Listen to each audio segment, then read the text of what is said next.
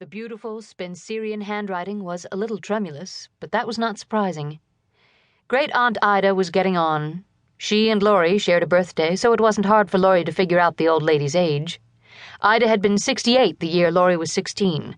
She had spent most of that summer at Idlewood, and they had had a joint birthday party. So Ida was now 75. Her mind was as sharp as ever, though. The meticulous grammar and formal phrasing learned in Ida's long-ago school days were still faultless.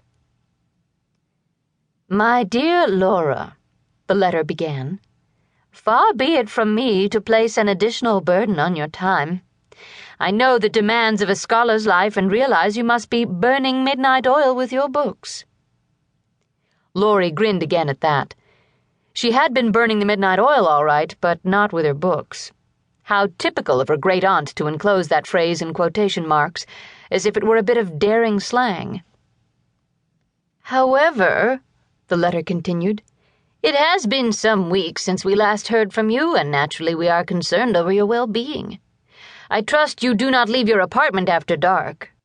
The news broadcasts these days horrify us with their accounts of violence in the cities. I wish you would seriously consider coming to us to finish your dissertation. Our library is excellent, as you know. Your old room is waiting for you. You would have the advantages of healthy country air and good food, instead of the sandwiches on which you no doubt subsist. I cannot believe you would patronize establishments of the sort we see on television. Surely the waiters and waitresses constantly singing and dancing in the aisles would be enough to disturb one's digestion, even if the food were edible, which, I understand, it is not." Laurie's grin broadened. Did Ida really suppose that the overworked employees of McDonald's and Roy Rogers burst into song whenever someone ordered a hamburger? The old lady had never set her sensible Oxfords inside such a place.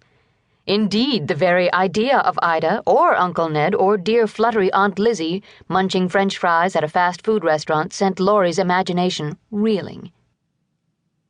So they wanted her to return to the old family homestead, safe from the dangers of the city. Naive as they were, they watched enough television to be aware of those dangers, including some Ida was too proper to mention. Wouldn't they just love to have her there at Idlewood, firmly under their collective thumb, supervising her diet and her young men, as they had done when she was 16? Remembering some of the young men Ida had considered suitable, Laurie rolled her eyes heavenward. Herman Schott, for instance. Ida had mentioned that Herman was still at home, still unmarried. Heaven save her from Herman and from Great Aunt Ida's matchmaking habits. And yet... Her cynical smile softened as the memories flooded back. There might be worse fates than spending a few months at Idlewood, many advantages to balance the horror of Herman and his kind. Idlewood had been her summer home for over 10 years, and she loved it as much as the old people did. The stone house had stood on the hilltop for more than 200 years. Walls 3 feet thick resisted the cold winds from the western mountains. Cedars and pines formed a protective barrier around it. The first Morton to come to Maryland, fleeing the harsh retaliation of a Hanoverian king, had carried his Stuart loyalties and his threadbare kilt to the New World, his only wealth the cut-glass goblet with the Stuart rose, which had been used to drink the forbidden toast to Bonnie Prince Charlie.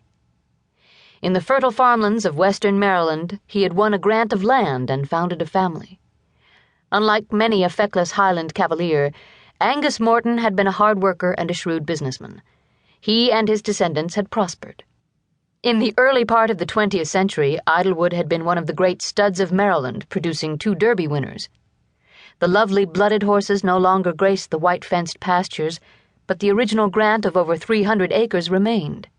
Fields and pastures had been leased to neighboring farmers, but acres of tangled woods were untouched, giving sanctuary to Uncle Ned's beloved birds and animals. No hunter ever carried a gun onto the Morton property.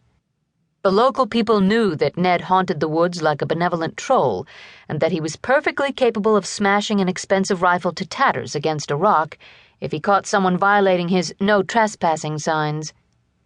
Despite his age, Laurie realized he must be nearing 78. He was in superb physical condition, probably because he spent most of his waking hours out of doors. Ned had been the first one to welcome her to Idlewood.